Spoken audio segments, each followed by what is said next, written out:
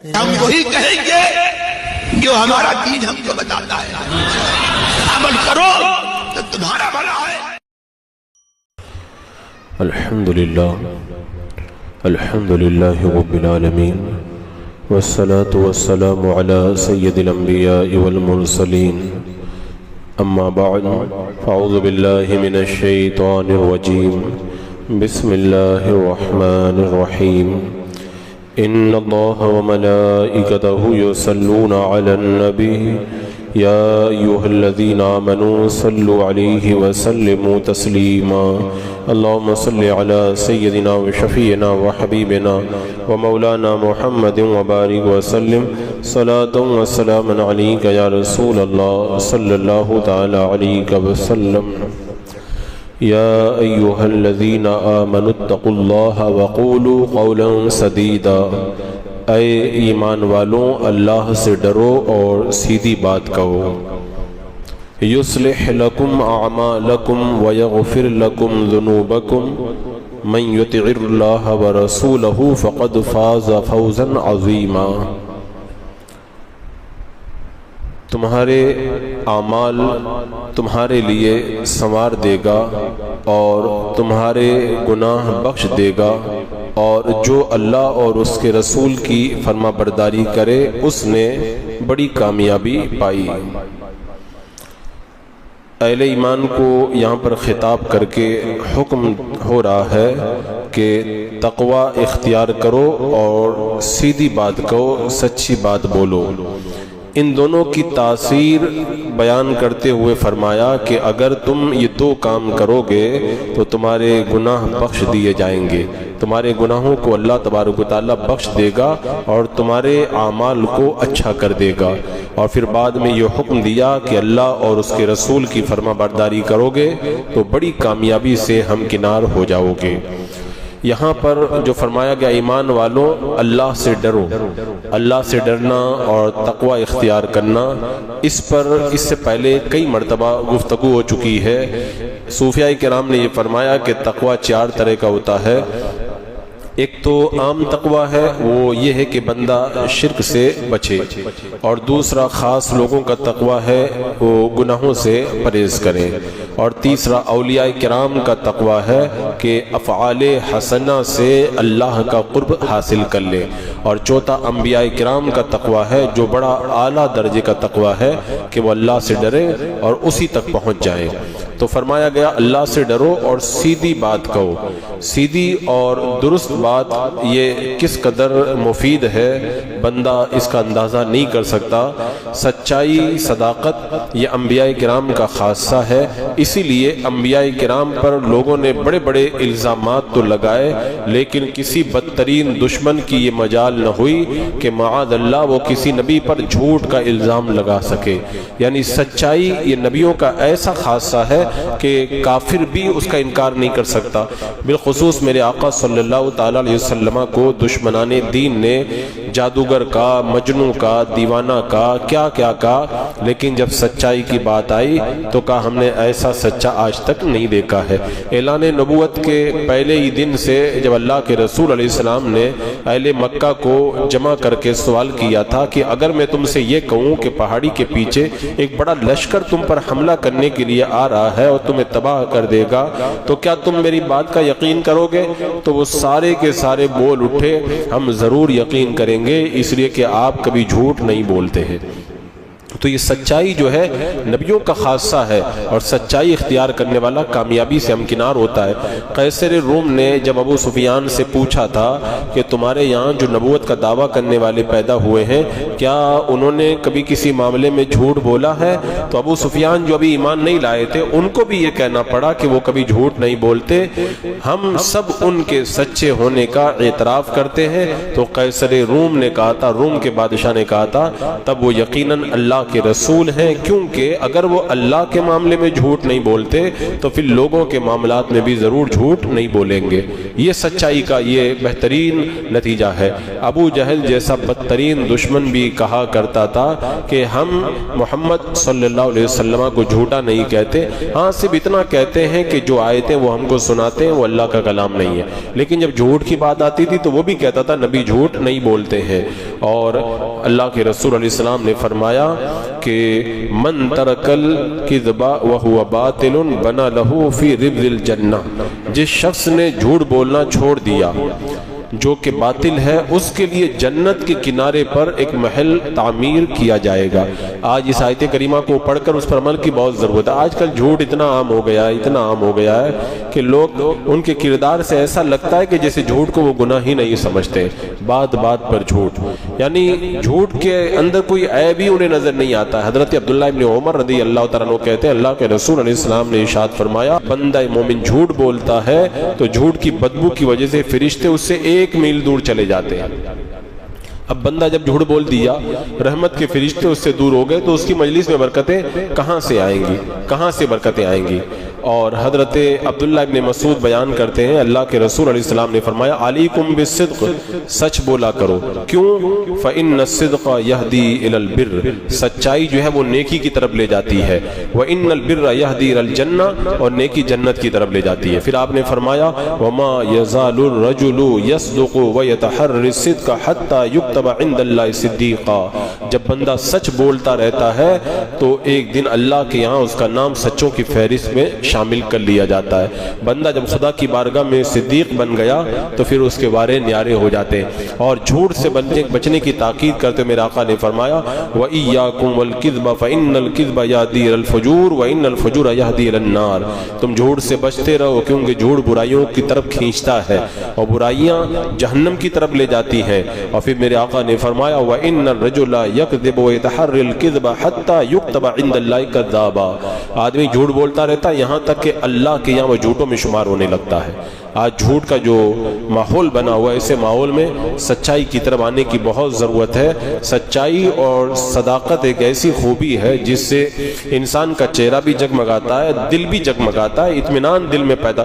جھوٹے آدمی کے دل میں کبھی اطمینان آپ کو نظر نہیں آئے گا، بے چین رہے گا وہ، اور جھوٹے آدمی کا چہرہ کبھی نورانی نہیں ہوگا، کیونکہ جھوٹ جیسے اندر کو خراب کرتا ہے ایسے باہر کو بھی خراب کرتا ہے، اور سچائی جیسے باہر کو جگمگاتی ہے ایسے اندر کو بھی جگمگاتی ہے۔ جب بندہ مومن تقوی اور قول سدید، اللہ نے فرمایا سچی بات کہو، سیدھی بات کہو، ان کا عادی ہو جاتا ہے تو دوسرے کام خود بخود اس کے صحیح ہونے لگ جاتے ہیں۔ کیونکہ جب بندہ یہ سمجھ جائے کہ مجھے جو ہے وہ جھوٹ نہیں بولنا ہے اور اللہ سے ڈرنا ہے تو پھر وہ کبھی گناہ کا کام نہیں کرے گا، غلط کام نہیں کرے گا، کیونکہ جب اللہ سے ڈرے گا تو بھی غلط کام نہیں کرے گا، اور صحیح بات کرے گا تو بھی غلط کام نہیں کرے گا۔ تو غلام کے لیے اطاعت اور فرما برداری کا ذریعہ کیا ہے کہ وہ اللہ کی بندگی کا حق ادا کرے اور ہمیشہ سچائی کا دامن تھام کر کے رکھے۔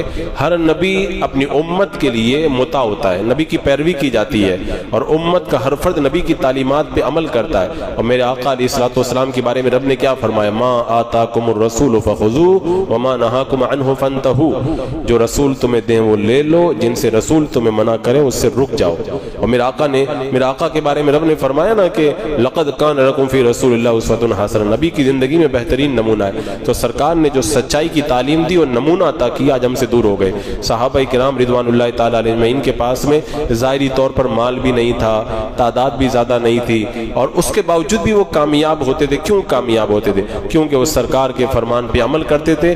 قیصر و کسریٰ کے بہادر ان سے گھبراتے تھے، یہود دولت مند ہو کر بھی ان کے سامنے ذلیل تھے۔ کیوں؟ صرف اس لیے کہ سرکار نے جو فرمایا اس پر وہ لوگ عمل کرتے تھے۔ اور اللہ کے رسول علیہ السلام نے سچائی کی جو تعلیم دی، اس حوالے سے ایک روایت بڑی لذیذ ہے۔ جب مکہ کی سرزمین پر صحابہ کرام پر ظلم بہت زیادہ ہونے لگا تو اللہ کے رسول علیہ السلام نے فرمایا حبشہ کی طرف ہجرت کر جاؤ۔ تو یہ کفار مکہ نے ایک وفد پھر ان حضرات کو لینے کے لیے بھیجا، یہ حبشہ چلے گئے صحابہ کرام، تو کفار مکہ نے اپنے لوگوں کو تیار کیا کہ جاؤ حبشہ میں جا کے جو مسلمان حبشہ چلے گئے ان کو دوبارہ پکڑ کر کے لے کے آؤ۔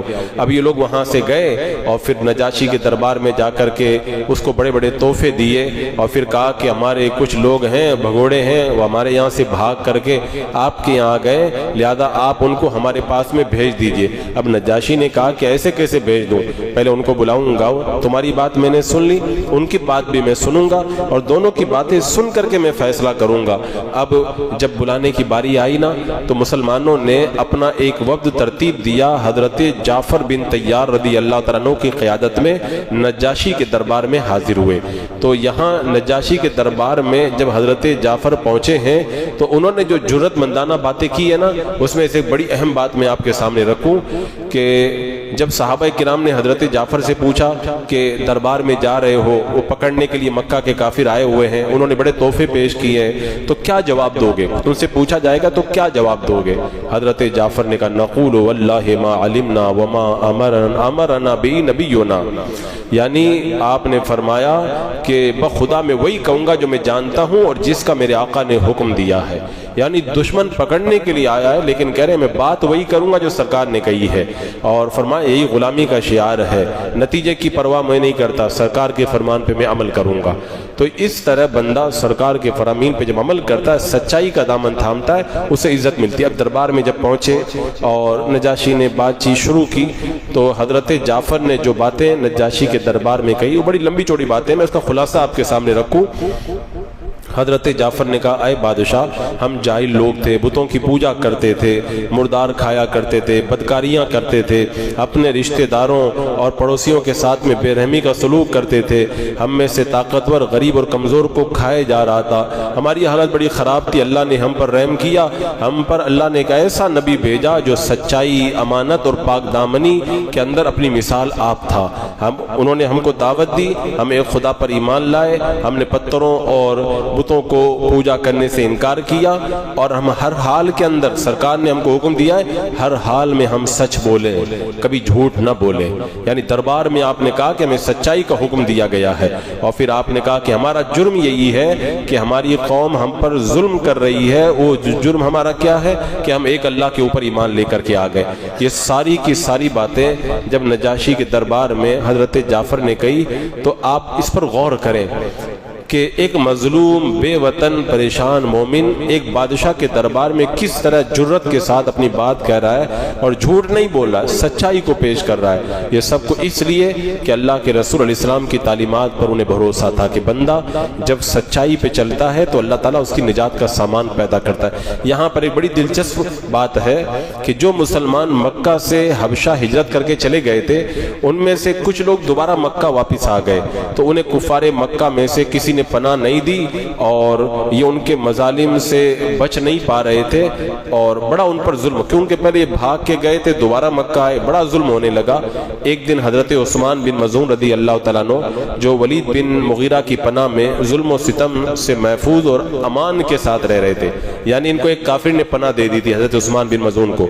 انہوں نے کیا کیا، یہ دیکھتے تھے کہ مسلمانوں کو ستایا جا رہا ہے، ظلم کیا جا رہا ہے، تو ایک دن ان کے دل میں خیال آیا کہ میں بھی سرکار کا غلام، یہ لوگ مارے جا رہے ہیں، یہ بھی حضور کے غلام، تو یہ بڑے صبر کے ساتھ میں اپنی غلامی کی سزا بھگت رہے ہیں، آخر میں بھی تو سرکار کا غلام ہوں، پھر میں بھی اپنے آپ کو حضور کے لیے کیوں نہ قربان کروں۔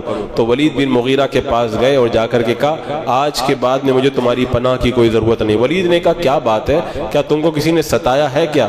انہوں نے کہا لا ولکننی ارضی بجوار اللہ ولا اريد ان استجیر بغیری، کہا مجھے کسی نے ستایا نہیں ہے، کسی نے مجھ پر زیادتی نہیں کی ہے، لیکن میں اللہ کی پناہ چاہتا ہوں، اس کے سوا کسی کی پناہ میں نہیں چاہتا ہوں۔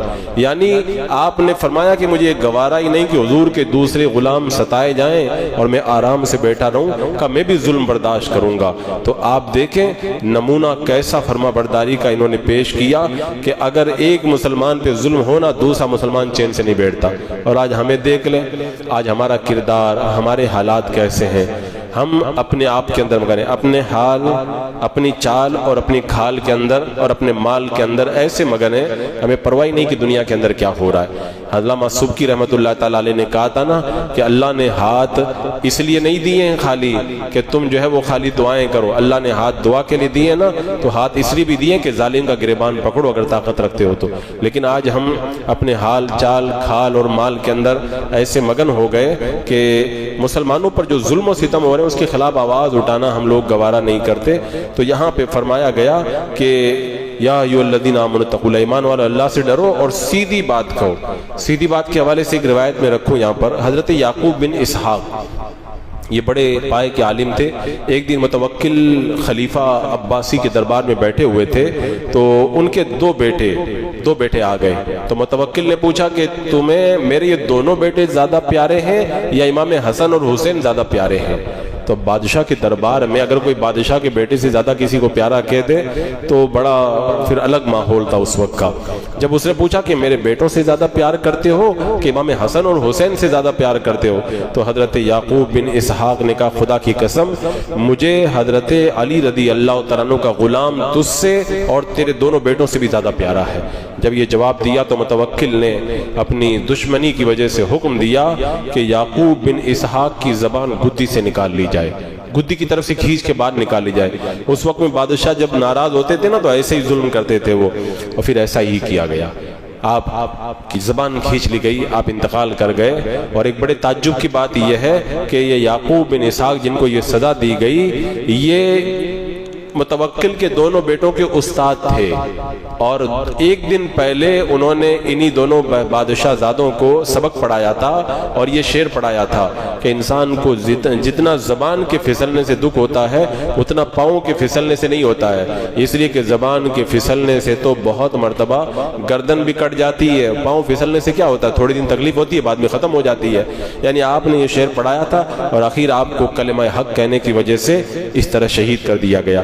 لیکن اس سے آپ نے درس دے دیا, بات سیدھی کہو, جان چلی جائے لیکن بات سچی کہو, غلط بات زبان سے مت نکالو. غلط بات اگر تم نے کہہ دی تو کچھ دن زندہ رہ جاؤ گے, بعد میں تو پھر آخر مرنا ہی ہے نا. علامہ فضل خیر آبادی رحمۃ اللہ تعالیٰ علیہ نے جب انگریزوں کے خلاف جہاد کا فتویٰ دیا تو جج کے سامنے مقدمہ چلا تو جج علامہ فضل خیر آبادی کے کان میں کہنے لگا ایک بار خالی اتنا کہہ دو کہ میرا فتویٰ غلط ہے میں آپ کو چھوڑ دوں گا. علامہ فضل خیر آبادی نے کہا کہ میں حق بات کے علاوہ کوئی غلط بات نہیں کہہ سکتا, میں بات تو وہی کہوں گا جو صحیح ہے. میرا فتویٰ کل بھی سچا تھا آج بھی سچا ہے, اور رہ گئی بات زندگی اور موت کی تو آپ نے فرمایا کہ شیر کی ایک دن کی زندگی گیدڑ کی 100 سالہ زندگی سے بہتر ہوا کرتی ہے. اور اس طرح آپ نے کالے پانی کی سزا بھگت کر کے آپ نے اپنی جان جہاں آفری کے سپرد کر دی, لیکن غلط بات کہنا آپ نے گوارا نہیں فرمایا. اور پھر رب نے کیا فرمایا, اگر تم تقوی اختیار کرو گے اور سچی بات کہو گے تو کیا ہوگا, اللہ تمہارے اعمال کو بھی سنوار دے گا, تمہارے گناہوں کو بھی معاف کر دے گا, اور جو اللہ اس کے رسول کی اطاعت کرتا ہے نا وہ بڑی کامیابی پا لیتا ہے. یہاں پہ ایک بات میں یہ بھی عرض کر دوں کہ یہ جو آیت کریمہ ہیں یا ایھا الذین آمنوا اتقوا اللہ وقولوا قولا سدیدا, اور اس کے بعد والی جو 2 آیتیں میں نے پڑھی ہیں آپ حضرات نے دیکھا ہوگا جب نکاح ہوتا ہے تو نکاح کا خطبہ جب پڑھا جاتا ہے تو نکاح کے خطبے میں یہ دونوں آیتیں پڑھی جاتی ہیں. مجھ کو یہ سمجھ میں آتا ہے نکاح کے خطبے میں یہ 2 آیتیں خاص طور سے اس لیے پڑھی جاتی ہیں کہ پہلے کہا جاتا اللہ سے ڈرو اور سیدھی بات کہو, اس لیے کہ عام طور پر شادی کے بعد میں جو گھر ٹوٹتے ہیں نا وہ غلط بات کی وجہ سے ٹوٹتے ہیں. میاں بیوی کا جھگڑا جو ہوتا ہے وہ غلط بات کی وجہ سے ہوتا ہے, ساس بہو کا جھگڑا جو ہوتا ہے وہ غلط باتوں کی وجہ سے ہوتا ہے. اگر میاں بیوی بھی قول سدید سیدھی بات صحیح بات کریں, اگر ساس اور بہو اہل خانہ سب سیدھی اور صحیح بات کریں تو نہ ساس بہو میں جھگڑا ہوگا, نہ میاں بیوی میں جھگڑا ہوگا, نہ طلاق کی نوبت آئے گی, نہ کچھ ہوگا. اب آج کل تو سیدھی اور صحیح بات جب گھروں میں رہتی نہیں ہے تو پھر معاملات بگڑتے ہی تو ہیں. ادھر جب ساس بہو کے درمیان جھگڑا پیدا ہوا تو کوئی تو اپنے بیوی کی طرفداری کر رہا ہے, کوئی اپنی ماں کی طرفداری کر رہا ہے. سیدھی بات کہنے کے لیے بندہ تیار نہیں ہوتا, میں بیوی کو ناراض کروں یا ماں کو ناراض کروں, اور پھر ہوتا وہی ہے کہ گھر ٹوٹتے ہیں. تو نکاح کے خطبے میں پہلے ہی بتا دیا جاتا ہے تمہارا نکاح تو ہو رہا ہے لیکن یا ایھا الذین آمنوا اتقوا اللہ, اللہ سے ڈرتے رہنا اور سیدھی بات کرنا. اگر ایسا کرو گے یصلح لکم اعمالکم ویغفر لکم ذنوبکم, اللہ تبارک و تعالیٰ تمہارے اعمال کو بھی اچھا کر دے گا اور تمہارے گناہوں کو بھی بخش دے گا, اور پھر تم کو بڑی کامیابی ملے گی. اللہ اس کے رسول کے فرمان پہ چلو گے, اور دنیا میں کامیابی یہ ملے گی کہ تمہارا گھر بسا رہے گا, اور آخرت کی کامیابی تو پھر بہت بڑی کامیابی ہے, اللہ جنت الفردوس میں مقام عطا فرمائے گا. تو یہ نکاح کے خطبے میں خاص طور سے جو آیت کریمہ پڑھی جاتی ہے, اگر اس کو دولہا اور دلہن اپنی زندگی کے لیے آئیڈیل بنا لیں اور اس آیت کریمہ کے اوپر جو تعلیمات ہے اس پر عمل کرنے کی اگر کوشش کریں اور عمل کریں نا تو انشاءاللہ ان کی زندگیوں کے اندر تلخیاں کرواہٹ نہیں پیدا ہوگی, چاشنی اور شیرنی ان کی زندگی کے اندر ہمیشہ نظر آئے گی. آج ہمارے گھروں کے اندر سیدھی بات کہنے والوں کی تعداد بہت کم ہو گئی ہے, سچائی بیان کرنے والوں کی تعداد بہت کم ہو گئی ہے. اور اس کا نتیجہ کہ گھر اجڑ رہے ہیں، خاندان بگڑ رہے ہیں اور پورا معاشرہ تباہ ہو رہا ہے۔ لہذا نکاح کے خطبے میں پڑھی جانے والی اس آیت کریمہ کو درس کو اپنی زندگیوں میں اتارنے کی ضرورت ہے۔ بسم اللہ الرحمن الرحیم، اللہم صلی علی سیدنا مولانا محمد وبارک وسلم، صلاۃ و سلام علیک یا رسول اللہ، یا اللہ یا رحمان یا رحیم العالمین۔ اپنے محبوب کریم رؤوف الرحیم علیہ الصلوۃ والتسلیم کے صدقے میں اعمال صالحہ کی توفیق عطا فرما، ہر گناہ ہر برائی سے محفوظ و معمون فرما، ایمان پہ زندگی ایمانی پر خاتمہ نصیب فرما۔